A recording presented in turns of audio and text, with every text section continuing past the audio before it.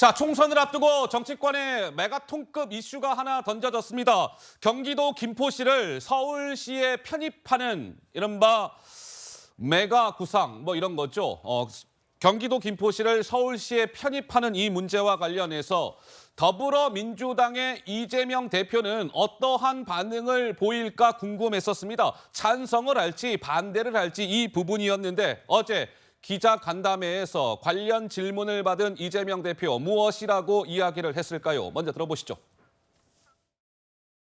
69시간제 던졌다가 이거 말이 안 되네. 그럼 하지 말지 뭐. 대혼란을 야기하고 없어져 버리고. 이 중대한 국가적 과제를 가지고 아무 생각 없이 툭 던졌다가 이거 저항이 만만치 않네. 그냥 슬그머니 모른 척하는 이런 방식의 국정 운영은 정말로 문제다. 국정은 정말로 신중하고 그리고 엄중해야 된다. 지방시대위원회가 지방시대 종합계획을 발표했는데 엇박자가 아니냐 이런 지적도 있는데 대표님께서는 좀 어떻게 생각하시는지 궁금하고요. 윤재욱 원내대표께서는 메가시티가 세계적인 트렌드다 이렇게 언급하셨는데 지방시대위원회는 제가 아직 내용을 정확하게 파악하지 못해서 좀 추후에 기회가 될 때 말씀드리도록 하겠습니다. 두 번째 문제는 이미 미리 말씀드린 게 있어서 그로 대체하도록 하겠습니다.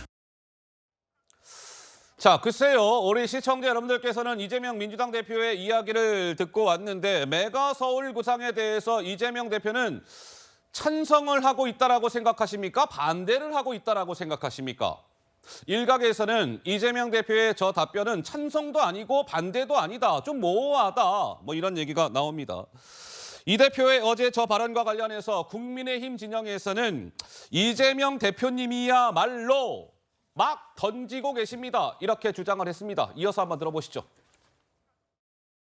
막 던지는 것처럼 정부의 여당의 현재 정치 상황들에 대해서 굉장히 낮게 평가했는데요. 너무나 막 던지게 되는 그런 정치 메시지를 소비하는 게 아닌가. 지난 대통령 선거 공약 코스피 5천 시대를 열겠다라고 했던 메시지가 문득 떠올랐습니다. 대통령이 됐으면 코스피 5천 시대를 열어갈 수 있었을까요? 과연 경제 성장률 3%를 끌고 갈 수 있을까요? 여권을 향한 비판과 비난을 내어놓기 전에 스스로의 지난 정치 행보를 돌아보기를 권해드립니다. 글쎄요. 정미경 의원이 메가 서울 구상에 대해서 이재명 민주당 대표의 입장이 좀 다소 모호하다 이런 얘기가 나오는데 정미경 의원님께서는 어떤 생각을 갖고 계십니까? 지금 민주당의 입장을 그대로 이재명 대표가 보여주고 있는 것 같아요. 그래요? 왜냐하면 김포 서울 편입에 대한 거가 국민의힘 김기현 대표가 얘기했을 때 민주당이 엄청 당황스러웠거든요. 당황스럽다? 예, 난감해했거든요. 어허. 근데 그 입장이 지금 아직 정리되지 않은 상태로 그냥 가는 건데 예. 결국은요. 지금 이것도 아니고 저것도 아니다.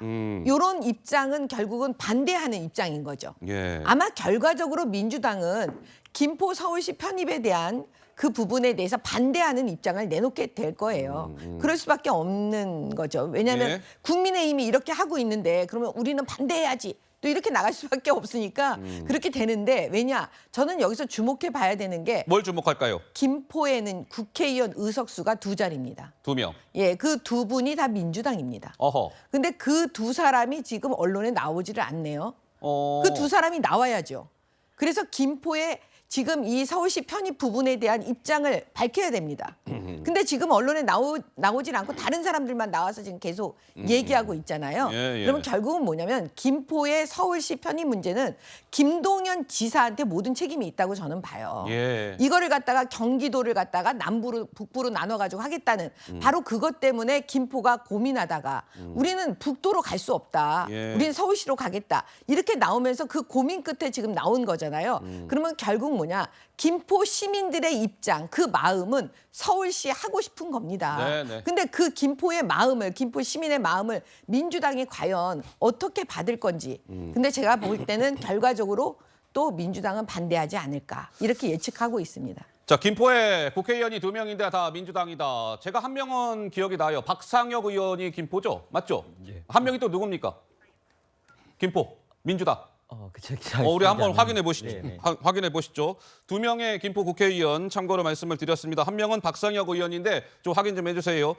자, 민주당의 김두관 의원은 이 메가 서울 구상에 대해서 전청조라는 이름 석자를 소환하면서 국민 사기극의 국민의힘 버전이다. 이렇게 목소리를 김두관 의원은 높였습니다. 들어보시죠.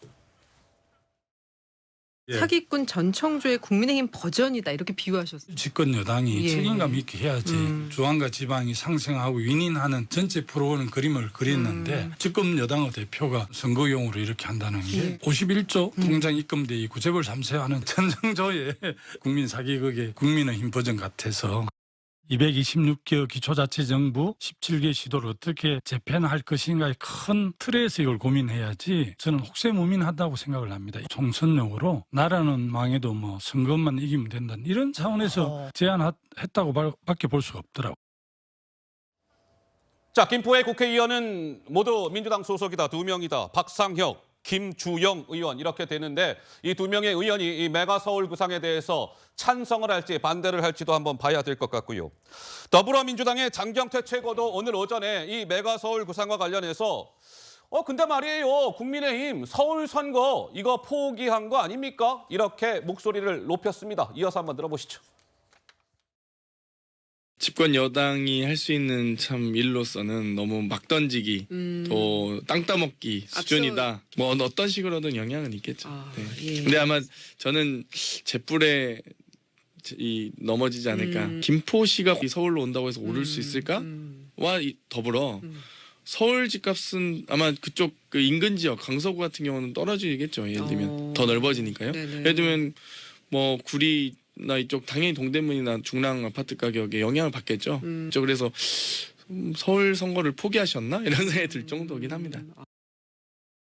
장경태 최고는 여권에서 추진하고 있는 메가 서울 구상과 관련해서 국민의힘이 서울 선거 포기한 건 아닌가 이런 생각마저 든다라고 주장을 했습니다. 조승현 부위원장께서는 어떤 의견을 갖고 계십니까?